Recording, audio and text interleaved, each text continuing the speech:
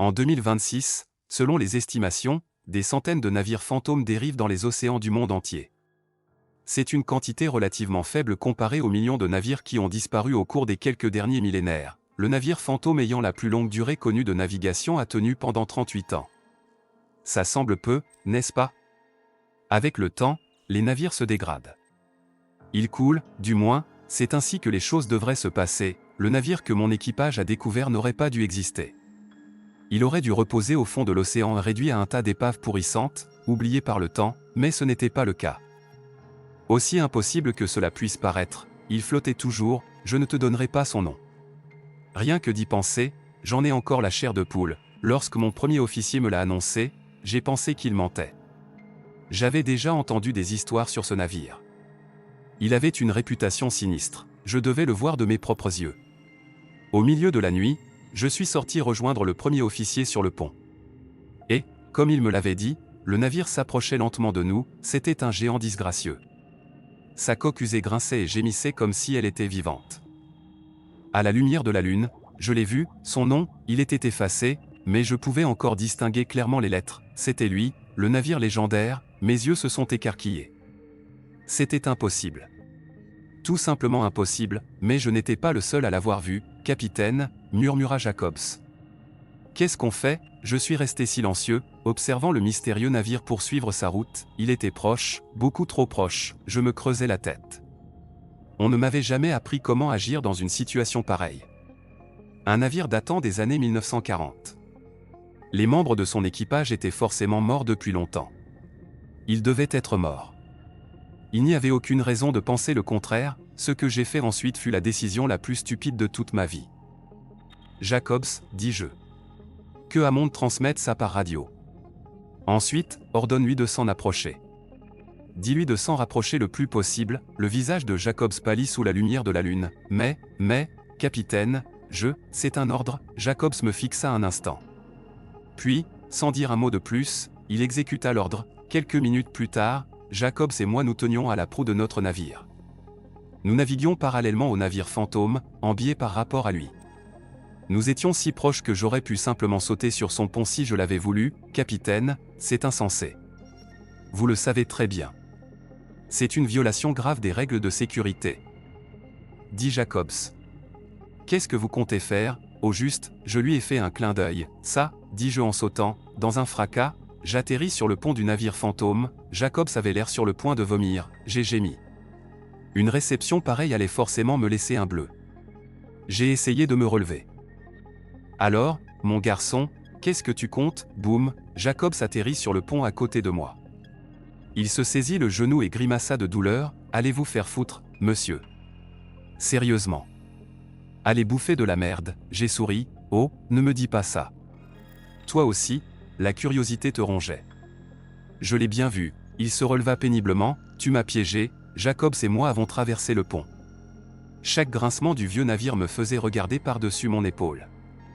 Lorsque nous sommes arrivés à la passerelle, d'où le navire était commandé, j'ai commencé à douter de ma décision de monter à bord. La porte était légèrement entr'ouverte, et l'intérieur de la pièce était saccagé, des papiers jonchaient le sol. Les instruments de commande étaient brisés. Mais ce n'était pas cela qui me donnait des frissons dans le dos. Toute la pièce était couverte de sang séché, le panneau de commande principal était recouvert d'une croûte brun foncé.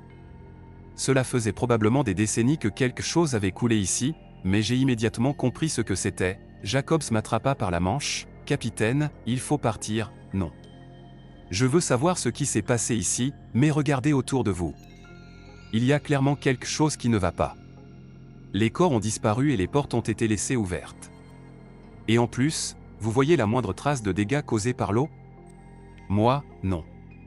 S'il vous plaît, retournons simplement à bord, retourne ici tu veux. Mais je ne serai pas tranquille tant que je n'aurai pas regardé sous le pont. Jacobs soupira, je savais que vous alliez dire ça. Très bien, le vent sifflait à travers les portes ouvertes et le froid me transperçait le corps. On jette un coup d'œil rapide, puis on se tire d'ici. J'ai hoché la tête, on jette un coup d'œil rapide, puis on s'en va. Peu après, Jacobs et moi nous sommes retrouvés devant une trappe menant aux ponts inférieurs. Nous avons échangé un regard, puis nous avons tous les deux saisi les poignets rouillés. Après des efforts considérables, nous sommes parvenus à l'ouvrir, à peine la trappe fut-elle ouverte qu'une odeur de renfermé nauséabonde remonta des profondeurs du navire. J'ai fait une grimace, dernière chance, capitaine. On ferait peut-être mieux de retourner en arrière, j'ai soupiré, non. Après vous, dis-je en tendant la main, Jacobs fronça les sourcils, j'ai oublié ma lampe torche, je lui en fourrai une dans la main, et moi, j'en ai apporté 2. Jacobs pinça les lèvres, regarda le gouffre sombre en contrebas, puis me regarda de nouveau. Il secoua la tête et commença à descendre. « Où sommes-nous » demanda Jacobs. « Sur le pont des quartiers d'équipage » répondis-je en éclairant le couloir avec ma lampe torche. Jacobs me regarda comme si une deuxième tête venait de me pousser sur les épaules. « Le pont où dorment les soldats. » C'est plus clair comme ça, oui. Maintenant, guide-moi, ô capitaine sans peur. Je ne suis que ton humble compagnon dans ce voyage à travers les entrailles de cette bête. Je lui lançai un regard noir. Pauvre type, Jacobs et moi avons continué à avancer dans le couloir désert jusqu'à ce que nous trouvions les cabines des marins. J'ai jeté un coup d'œil dans la première pièce qui s'est trouvée sur notre chemin, mon cœur faillit s'arrêter. La pièce contenait 3 lits.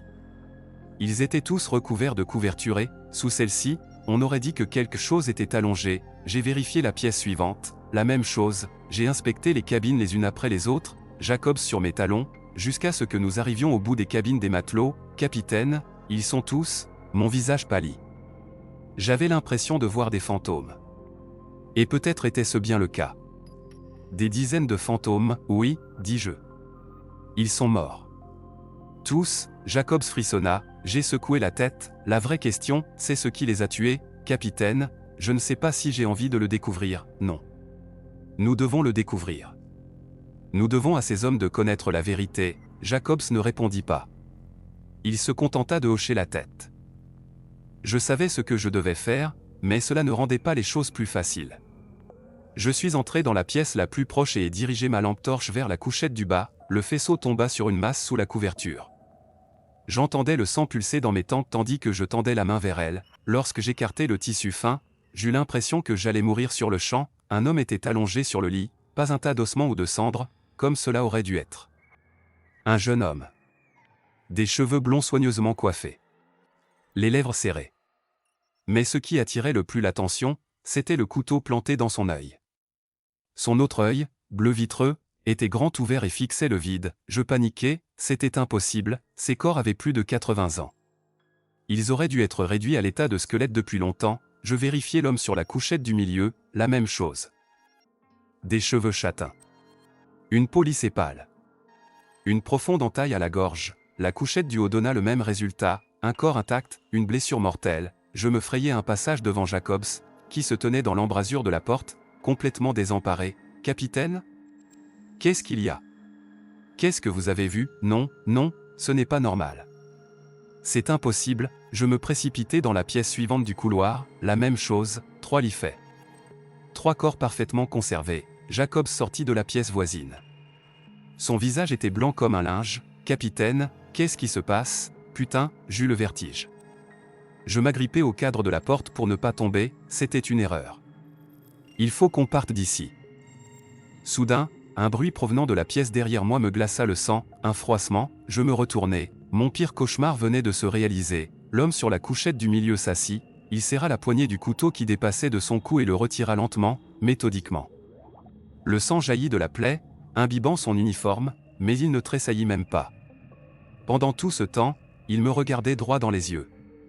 Ses yeux glacés et morts étaient rivés aux miens, je restai pétrifié lorsque le couteau tomba au sol dans un fracas, l'homme laissa pendre ses jambes au bord du lit, Jacobs me saisit par le bras, « Capitaine, capitaine !» Il n'avait pas besoin de terminer. Un à un, les hommes commencèrent à se lever. Cela me força à agir. Je poussai Jacobs dans le dos de toutes mes forces, « Avance !» Maintenant. Il partit en trombe. Je courus derrière lui, les hommes commencèrent à s'approcher de nous maladroitement. Grands, petits, musclés, maigres, cela n'avait aucune importance. Ils nous encerclaient comme un essaim de mouches. Ils avaient tous 2 points communs, une blessure mortelle et des yeux vides, dépourvus d'âme. Des yeux dans lesquels il n'y avait pas la moindre émotion. Pas la moindre trace de vie. Jacobs et moi nous précipitâmes dans le couloir. Nos pas résonnaient sourdement sur le pont.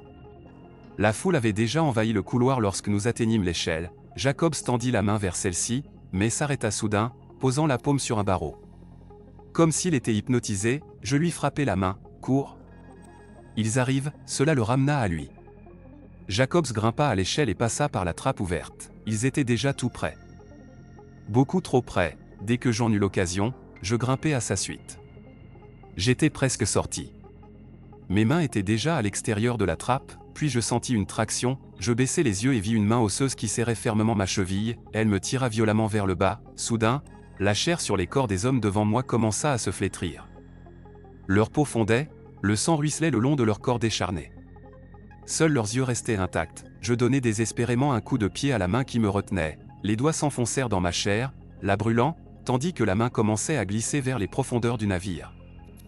Laissant derrière elle des plaies fraîches et béantes, je gravis le reste de l'échelle, sentant une douleur brûlante me transpercer tout le corps. Jacobs claqua la trappe dès que je fus sorti, nous courûmes tous les deux sur le pont, en direction de l'endroit où notre navire nous attendait. Jacobs sauta le premier. Il atterrit lourdement, mais il était en sécurité.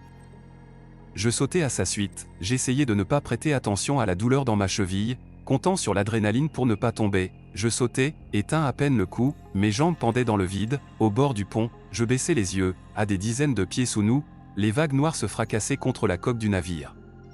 Jacobs me saisit par le bras et me hissa sur le pont. L'un de nos marins, nommé Stark, accourut vers nous. « Capitaine, officier Jacobs, vous allez bien, je ne sais pas si on peut appeler ça aller bien. Mais j'ai besoin que tu fasses quelque chose pour moi. Dis à l'équipage de reprendre notre route. Immédiatement, mais, monsieur, l'autre navire. Ne m'oblige pas à me répéter. » Stark ne répondit rien.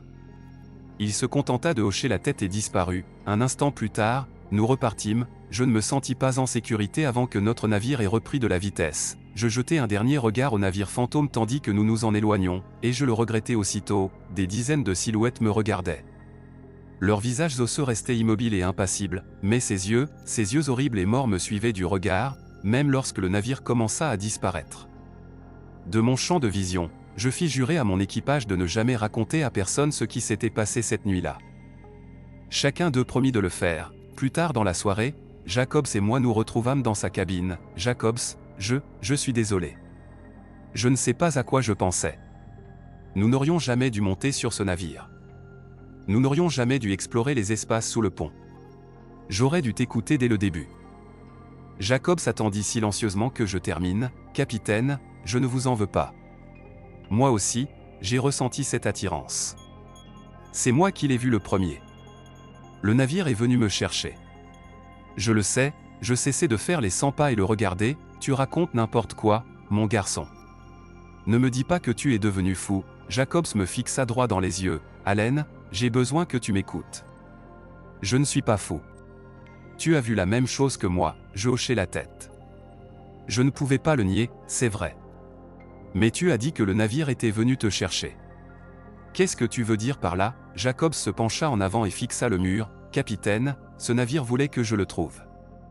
Il ne serait pas apparu si je n'avais pas été à bord de ce bâtiment. J'en suis certain. » Les marins. J'attendis qu'ils poursuivent. Jacobs croisa mon regard. L'un des hommes à bord de ce navire était mon arrière-grand-père. Je le regardai, bouche bée. « Comment le sais-tu? J'ai vu des photographies. » C'était lui. J'en suis certain, je ne savais pas quoi répondre. Le silence envahit la pièce. Ce fut la dernière fois que je parlais à Jacobs. Il m'évita jusqu'à notre retour à terre, puis démissionna peu après. Je ne le revis jamais. Si l'un des membres de mon équipage raconta cette histoire, je n'en entendis jamais parler. À ma connaissance, aucune enquête sur la disparition du navire ne fut jamais menée. Ma culpabilité et celle de Jacobs ne furent jamais découvertes. Aucun rapport ne fit état du navire fantôme auquel nous avions été confrontés. Le navire qui avait disparu en 1941, à ma connaissance, il peut encore errer en haute mer, à la recherche de nouveaux marins à ajouter à ses rangs.